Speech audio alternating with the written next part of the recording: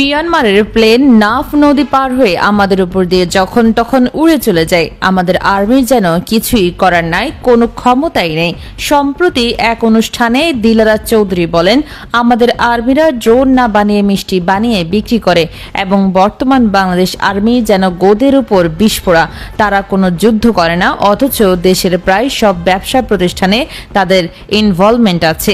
দিলারা চৌধুরী আরও বলেন, এখন ক্যান্টনমেন্টে আর্মির জওয়ানরা মিষ্টি বানিয়ে বিক্রি করে, আর এদিকে মিয়ানমারের প্লেন নাফ নদী ক্রস করে আমাদের উপর দিয়ে যখন তখন উড়ে চলে যায়। তাদের যেন কোনো ক্ষমতাই নেই।